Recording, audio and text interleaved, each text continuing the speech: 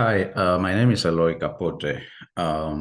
This recording or this presentation is about topics that I found interesting um, after doing my Power BI reports in the Power BI desktop. The report or the topics were extract or gotten from the files that the professor um, share with the class. Um, the total topic that I'll be presenting so far at 5, the professor provided 2 topics and I find or 3 additional topics. So let's jump right in. Let's see. Okay, so I was saying this presentation consists of an introduction, the topics that I was talking about earlier, and yeah, let's start with the intro. So basically, you'll see 5 reports, or 5.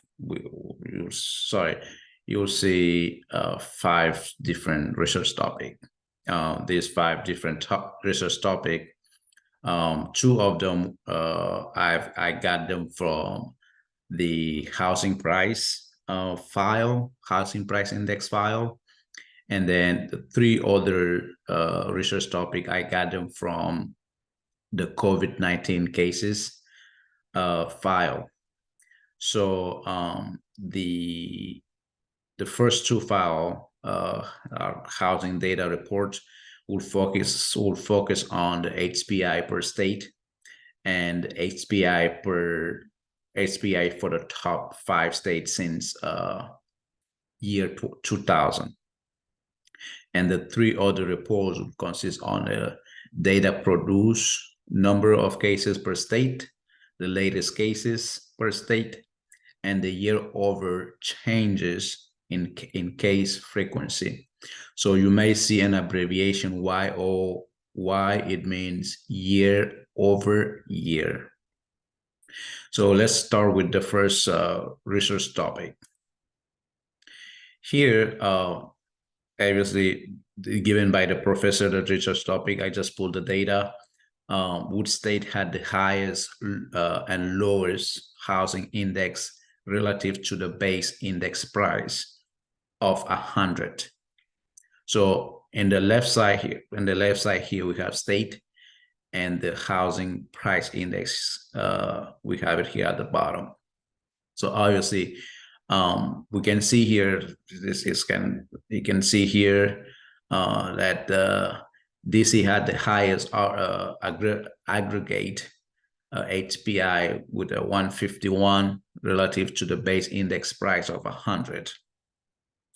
We can see it here in this line right here.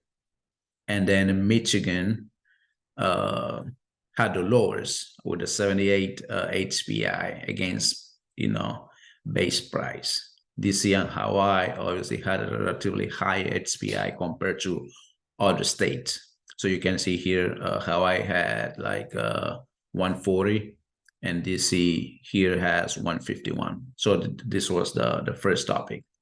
The next one, it's how the HPI for the top 5 states changed since the year 2000. So in this graph, again, on the left side, we have the house price index. And then in the bottom, we have the year.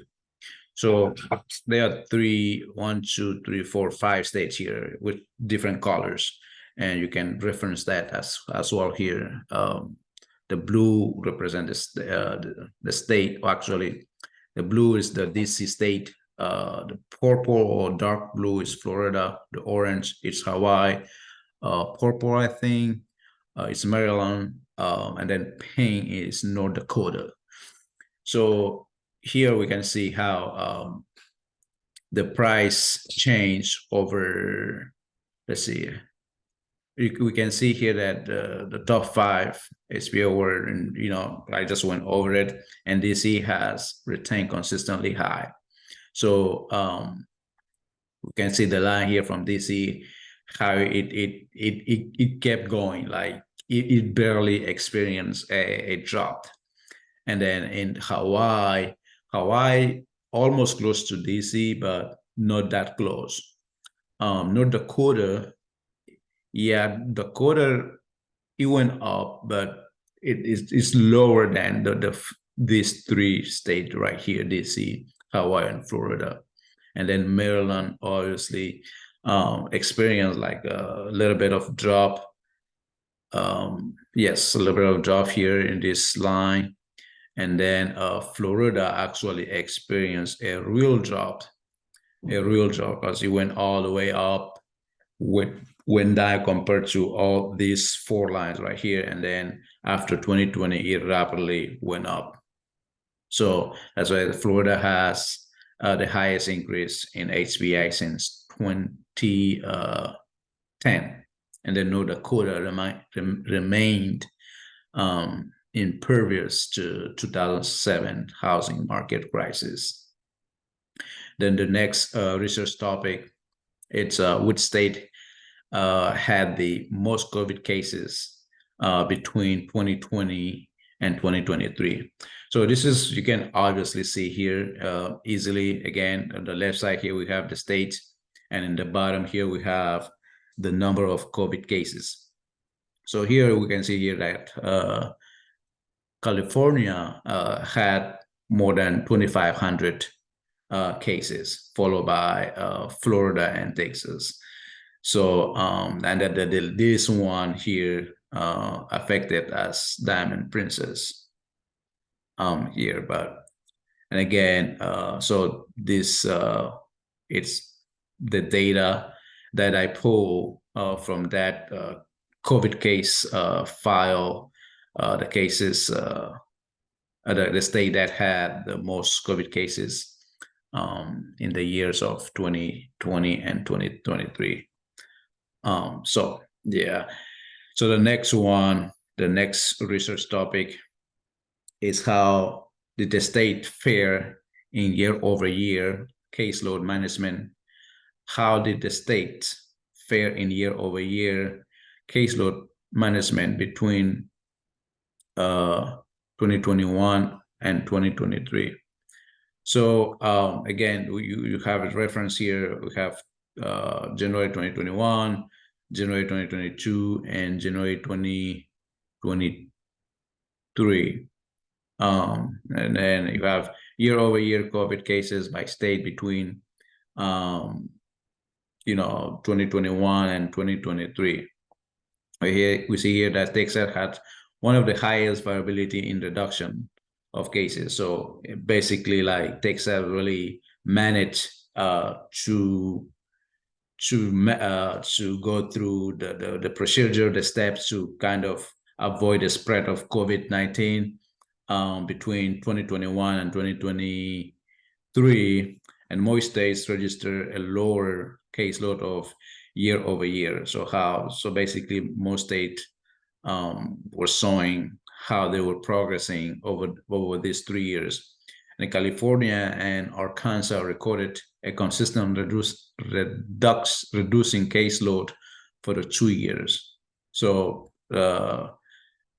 California and Arkansas were showing, like, okay, they were showing some green lights that the cases were dropping.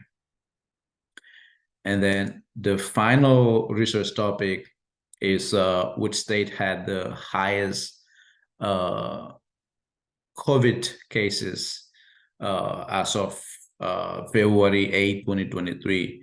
And evidently, we can see here that, again, the left side is the states, and in the bottom, COVID cases, we can see that North Carolina had the highest caseload with 83 cases more compared to the other one. And the